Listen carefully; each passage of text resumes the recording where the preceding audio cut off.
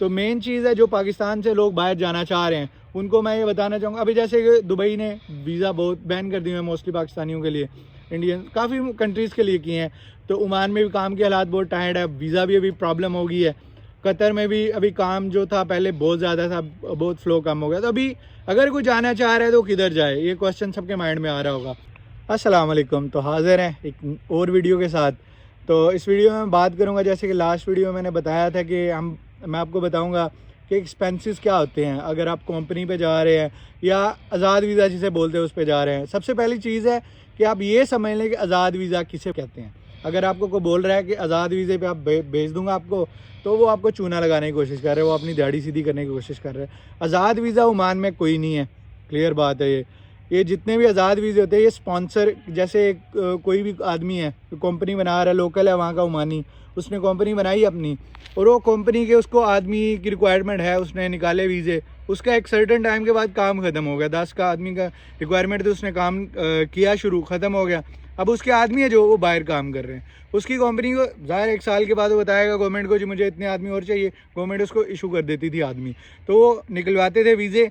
फिर वो वीज़े जो उनके फोरमैन होते थे या कोई ख़ास आदमी उनको भी बोलते थे ये वीज़े बेचने हैं, तो वो अपने कुछ पैसे लेके वीज़े भेज देते थे। और कफ़ालत सिस्टम जो होती है पर मंथ 15 रियाल को 10 रियाल 20 रियाल तक कोई वेरी करता है हर एक आदमी के हिसाब से वो दे रहे होते थे। तो और इसी को आज़ाद वीज़ा कंसीडर किया जाता था वहाँ पे। जो लोकल अरबी के वीज़े जो होते थे, ओमानी के अरबाब जिसे बोलते हैं, उनके जो वीज़े होते हैं छोटी कंपनीज़ के, वो बाहर किसी को दे देंगे तो वो काम कर रहे हैं। किसी ने दुकान बना ली, उसके 2 वीज़े निकाले हैं और ख़ुद वो अकेले ही काम कर रहे हैं, लेकिन दुकान के वीज़े उसने बेच दिए हैं, अपना प्रॉफिट लिया, 400 रियाल 500 रियाल में एक वीज़ा बेच दिया, तो 2 वीज़े उसने बेच दिए। आदमी बाहर काम कर रहे हैं, वीज़े उनके दुकान के हैं और वो बाहर काम कर रहे हैं, जिसकी वजह से पिछली वीडियो में मैं बता चुका हूँ कि क्या प्रॉब्लम हमें फेस हो रही है अभी आज़ाद वीज़ा के लिए। तो देखें, अभी बात करते हैं एक्सपेंसेस कितने होते हैं। अगर तो आप कंपनी में जा रहे हैं ना, तो कंपनी में आपका सिर्फ मेडिकल का एक्सपेंस होता है पाकिस्तान में, या कुछ कंपनीज होती हैं जो बोलती हैं टिकट लेके आ जाएं। आपके जो पाकिस्तान में एक्सपेंस होंगे पासपोर्ट बनाने का, मेडिकल करवाने का, आने जाने का, वो एक्सपेंस आपका होगा। टिकट का कुछ कंपनी का करवा के देती हैं, कुछ बोलती हैं कि आप करवा के आ जाएँ। तो यहाँ से ये एक्सपेंसेस हैं, सिर्फ ये ज़्यादा से ज़्यादा आप कह लेंगे वहाँ 1,50,000 या 1,10,000 20,000 तक होता है ये एक्सपेंस। और उसके बाद जब जैसे आप एयरपोर्ट पे लैंड होते हैं, वहाँ पे आपको रिसीव करने के लिए कंपनी का कोई आदमी आएगा, वहाँ पे वो लेके जाएंगे, फूड, अकामोडेशन, ट्रांसपोर्टेशन, हर चीज़ आपको कंपनी दे रही है, आपका कोई पैसा नहीं लग रहा। अगर आपकी तबीयत ख़राब हो गई है, कंपनी आपकी मेडिकल का सारा खर्चा देखेगी, सारा कुछ करेगी। लेकिन बिला ज़रूरत आप ज़्यादा से ज़्यादा बहाने करें दवाइयाँ लेने के लिए, तो कंपनी आप पे ऊपर कुछ डाल देती है। कुछ कंपनी 20% डाल देती हैं, कुछ 30%, लेकिन फूड और अकामोडेशन वो 100% फ्री देते हैं। आपको सिर्फ काम करना है, महीने के बाद सैलरी लेनी है। सैलरी लेशन थोड़ा सा कम होता है, सैलरी थोड़ी सी कम होती है, क्योंकि सारे एक्सपेंसेस, हर चीज़ आपकी टेक केयर कंपनी कर रही है। तो अब बात करते हैं कि जो यहाँ से स्पॉन्सर्स के वीज़े लेके जाते हैं, जिसे आज़ाद वीज़ा कहा जाता है, उसमें कितना खर्चा आता है। उसमें देखिए, पहली चीज़ तो आपने वीज़ा लिया, आपको बड़ा भी अच्छा कोई आपका जानने वाला मिल गया तो 500 रियाल में वीज़ा मिलेगा।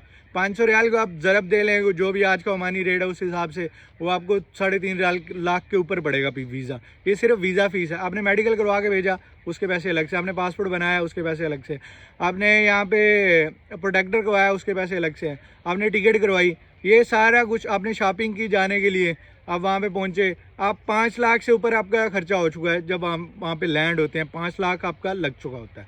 उसके बाद आपने वहाँ पे आप किसी जानने वाले के पास गए हैं तो वो कुछ दिन आपको रखेगा, खाना पीना सारा कुछ देखेगा। लेकिन अगर आप नहीं गए हैं, आपका कोई जानने वाला नहीं था, आप किसी एजेंट से वीज़ा लिया, वो आपको 2 से 3 दिन रखेगा। आप कुछ खर्चा लेके गए हैं आपके लिए तो ठीक है, अगर नहीं ले गए तो आपके लिए मुश्किलात आना शुरू हो जाएंगी। यहाँ पे मैंने ऐसे ऐसे लोग भी देखे हैं जिनका इतना खर्चा करके गए थे और वहाँ पे बेचारे जलील हो रहे होते हैं।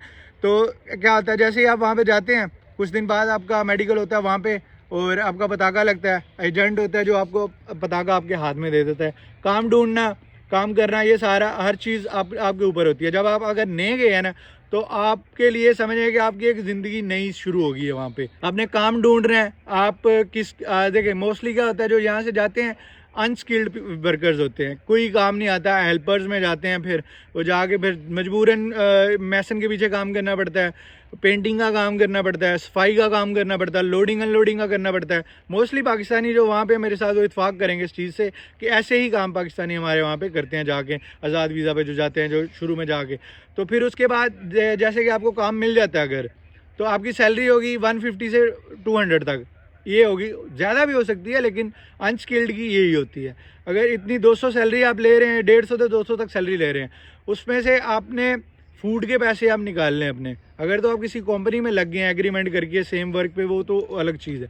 लेकिन आपने अगर दिहाड़ी पे काम पकड़ लिया, आपके फूड के पैसे ना, अगर हम रूम पे भी खाना बनाएंगे ना तो 25 से 30 रियाल आपके लगते हैं खाने के वहाँ पे। उसके बाद आपके पैसे लगते हैं देखें जो मोबाइल रिचार्ज के, क्योंकि वहाँ पे इंटरनेट सस्ता नहीं है, इंटरनेट आपको महंगा पड़ता है, तो वो आपको चलाना है, उसके लिए आपके 10 रियाल आप पकड़ लें। तो उसके बाद जब आप ये खर्चे हो गए, दो चीज़ें, 40 रियाल 30 रियाल वो 10, ये 40 रियाल आपके हो गए ये।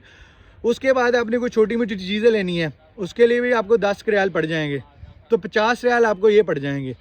तो उसके बाद अगर कोई मेडिकल आपको इशू आ जाता है, बीमार हो जाता है, बुखार हो जाता है, खुदा ना करे चोट लग जाती है कोई, तो आपको खुद से अपना मेडिकल करना है। जो ओमान में मेडिकल बहुत महंगा होता है, आप किसी भी हॉस्पिटल में चले जाएंगे तो 20-25 रियाल तो आपके पकड़ लेंगे वो आराम से। तो देखें आप एवरेज 50 रियाल की निकाल लेंगे ना पर मंथ, 50 रियाल भी निकाल लें, अगर आपकी 150 सैलरी है तो आपको 100 बचेगा, तो वो आप 100 घर बेच सकते हैं, सही है। और अगर जो कंपनी में जाते हैं वो भी अगर वो 80 रियाल की सैलरी पे गए हैं तो 20 रियाल डाल के, ओवर टाइम वगैरह डाल के सारा कुछ, उनकी भी 100-110 बन जाती है। तो खर्चे निकाल के तो बहुत कम होता है इसमें गैप कि आप ज़्यादा पैसे कमा रहे हैं, ऐसा नहीं होता। ओमान में इतनी डेवलपमेंट है नहीं और इतने ज़्यादा काम के अभी मौके भी नहीं है कि आपको बहुत सारा काम मिले। तो मेन चीज़ है जो पाकिस्तान से लोग बाहर जाना चाह रहे हैं उनको मैं ये बताना चाहूँगा, अभी जैसे दुबई ने वीज़ा बहुत बैन कर दिए हैं मोस्टली पाकिस्तानियों के लिए, इंडियन काफ़ी कंट्रीज़ के लिए किए हैं। तो ओमान में भी काम के हालात बहुत टाइट है, वीज़ा भी अभी प्रॉब्लम हो गई है। कतर में भी अभी काम जो था पहले बहुत ज़्यादा था, बहुत फ्लो कम हो गया। तो अभी अगर कोई जाना चाह रहा है तो किधर जाए, ये क्वेश्चन सबके माइंड में आ रहा होगा। तो मैं तो यही आपको सजेस्ट करूँगा कि अगर आप बाहर जाना चाहते हैं पैसे कमाने के लिए, कंपनी में जाना चाह रहे हैं तो सऊदीया जाएँ। सऊदी में अभी बहुत सारे एक्सटेंशन प्रोजेक्ट्स हैं, बहुत सारे प्रोजेक्ट सऊदी के पास हैं। अभी 3-4 साल 2030 तक का जो उनका विजन है उसमें बहुत सारे प्रोजेक्ट और बहुत पैसा सऊदी लगा रहा है उसमें। और अगर आप जाना चाहते हैं सऊदीया की बहुत सारी बड़ी बड़ी कंपनी है, आप लाहौर में चले जाएं, इस्लामाबाद में, कहीं पे भी जिधर आप हैं आपके करीब जो बड़ी सिटी है वहाँ पे चले जाएं, वहाँ पे एजेंसीज़ हैं।